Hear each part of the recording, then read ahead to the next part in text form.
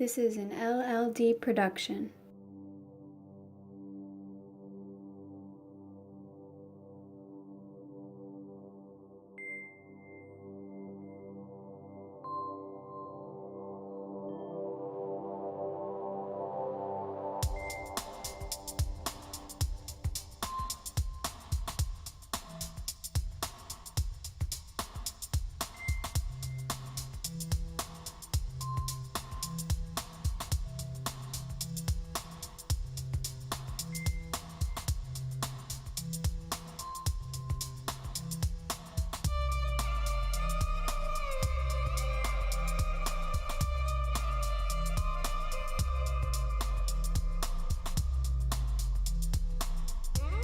Welcome to this episode of Owlia's Opinions, the new podcast in which we take a better look into the world we love, learn new things, and debate the toughest issues the world has in store. I am your host, Armon Owlia. I am a journalism student here at Drexel University in Philadelphia, and it is time to enter the new School of Thought. First of all, thank you everyone for listening into this week's show. I wish I could give more updates on the Old School Demon Show. However, there isn't really much more I can say at this point, so let's get to it. Forwards. Future Oscar-winning documentary. On March 20th, 1928, a young couple in Latrobe, Pennsylvania, a city approximately 40 miles southeast of Pittsburgh, welcomed into the world a baby boy. Little did they know how much of an impact that baby would have on the world around him. Exactly 90 years later, the trailer about this baby's life, a baby that would later become one of the biggest names and pioneers of television for half a century, was released. That baby was none other than Mr. Fred Rogers. As a fellow Pittsburgher and a frequent viewer of PBS Kids when I was younger, I looked up to Mr. Rogers. And to be honest, why shouldn't I have? Here was an example of a man who didn't have to use his fists, and in fact, never said fists should be used to solve problems. He explained concepts such as life, death, divorce, war, assassination, in a time where it wasn't necessarily acceptable to mention it to children, and was a major advocate for television and its power in a time where not many had faith. Many even thought he would be a passing fad and would become obsolete as the years went by. However, he endured, and by the time of his death in 2003, became one of the most beloved people in American broadcasting history. When I heard there would be a documentary on the life of Mr. Rogers, I was excited, for this was the life of a man I was dying to find out about. Who was Fred Rogers? Was there any difference between Fred and Mr. Rogers? What drove this man? I could only guess. And then I sat in my seat at the Embarcadero Cinema, and my expectations were immediately shattered. From the start, the atmosphere was one of a calming yet shifting nature, beginning in the best possible way.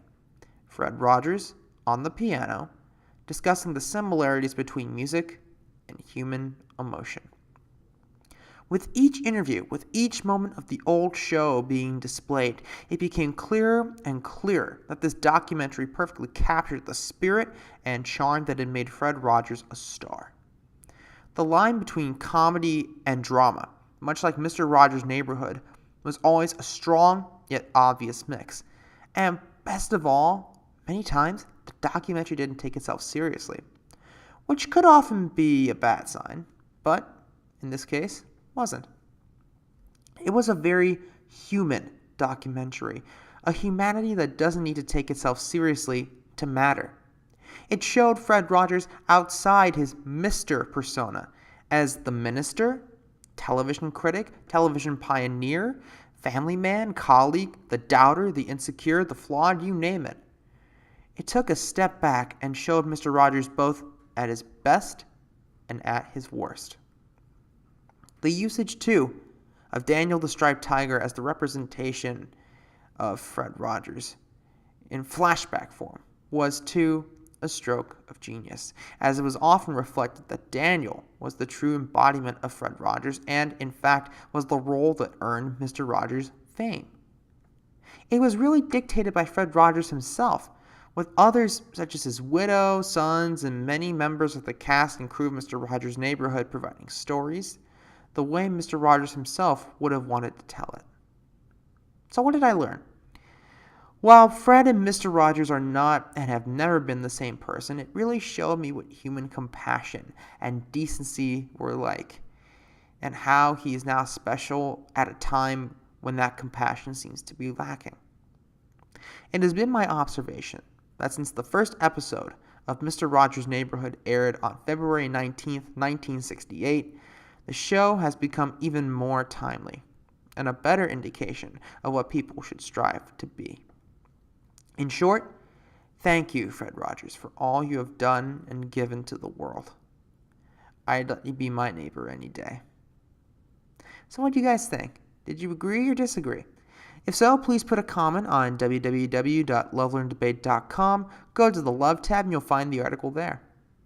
So we're now going to take a short break. When we come back after a performance from Shizlo, I'll be taking a look at another podcast that has caught my attention and should probably catch yours too. We'll be back after this.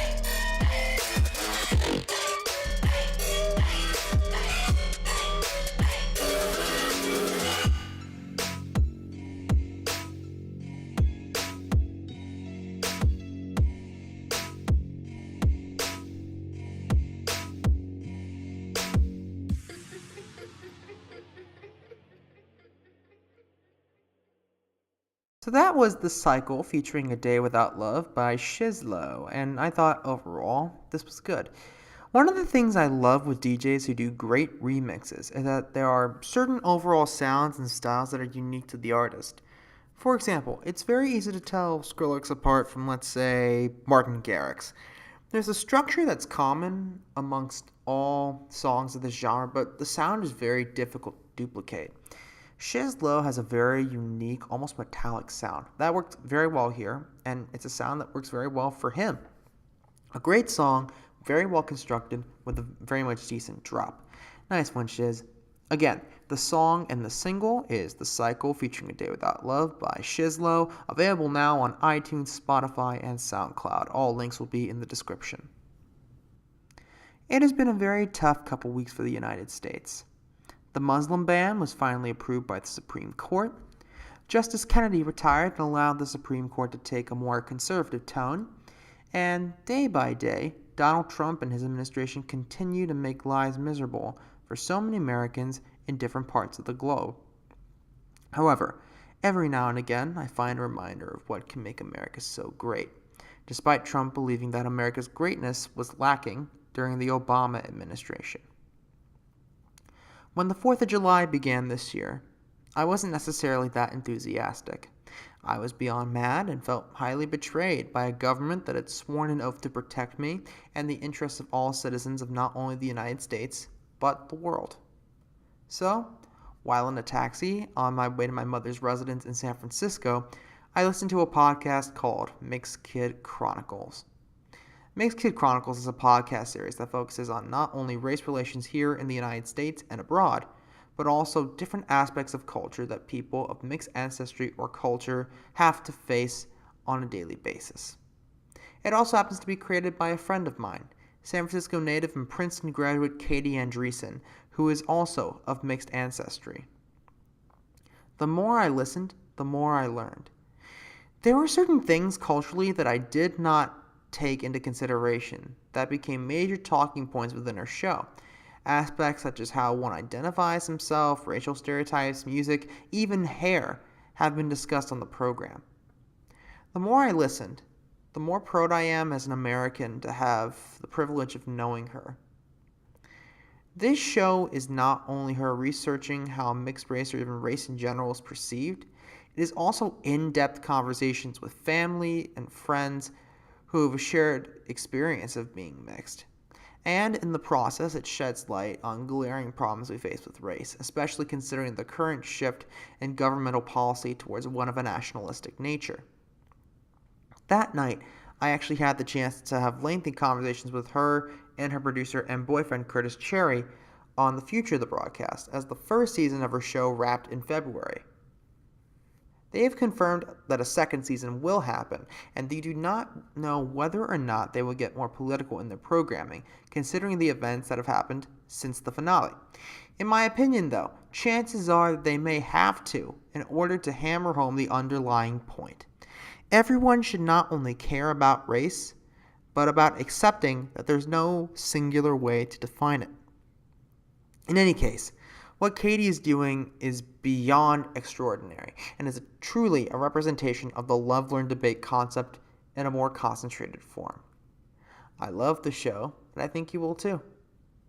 As they would say, stay mixed, stay strong. Oh, and to Curtis Cherry, I have one quick thing to say. Flair over Hogan. So what do you guys think? Do you agree or disagree? If so, please put a comment on www.lovelearndebate.com. Go into the Learn tab and you'll find the article there. You can also find links to Kid Chronicles, their social media, and their website in the description. We are going to take a break. When we come back after this performance by Instant Treeline, I'll talk about a major event in Thailand that may just be the best news of the year.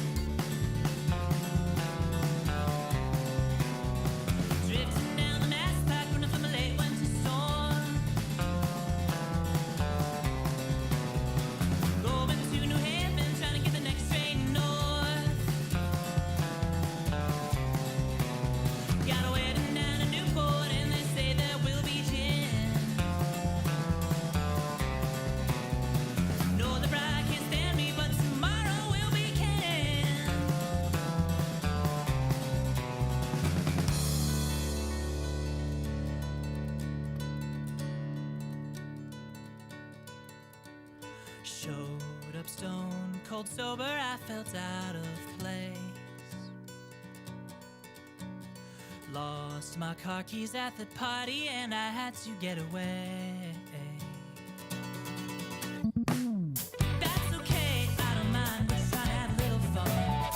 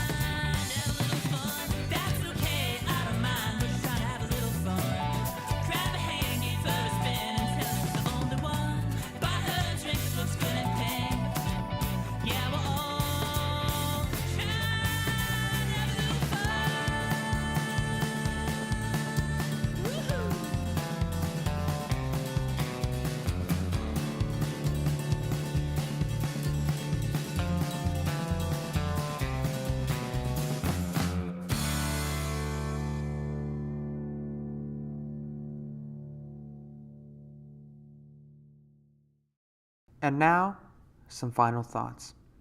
A debate to start at the end of this program. It's not often that the biggest piece of news running through the cycle is a good one. Ever since we began the season, let alone the show, I don't believe we've had a good news story, which makes what I'm about to talk about all the more sweet.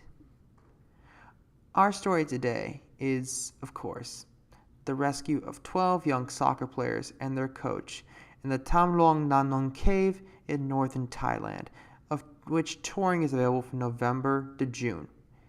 However, unfortunately, all of them were in the wrong place at the wrong time.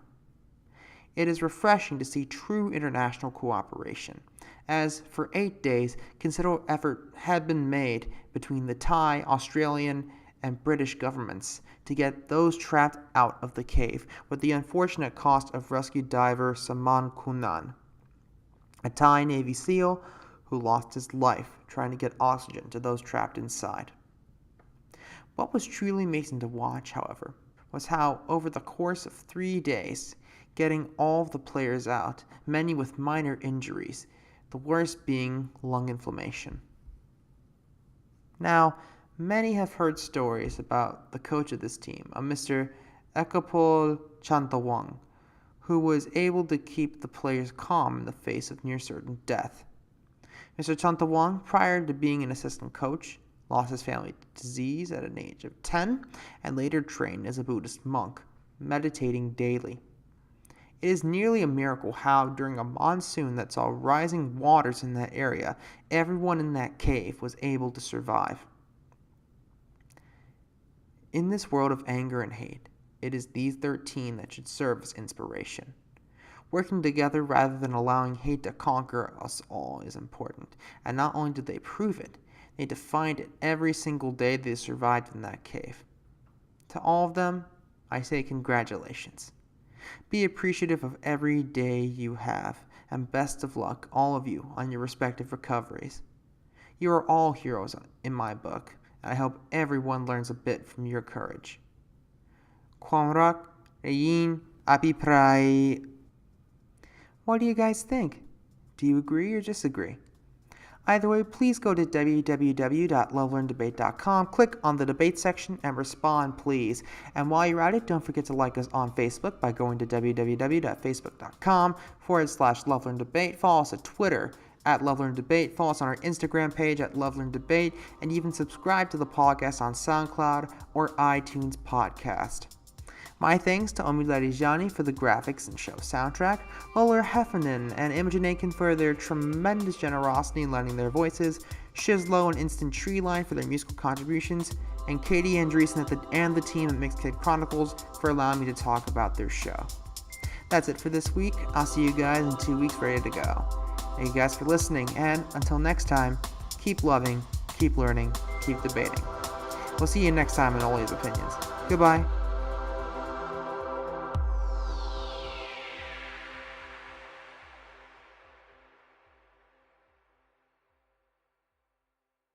This has been an LLD production, recorded in Philadelphia, Pennsylvania.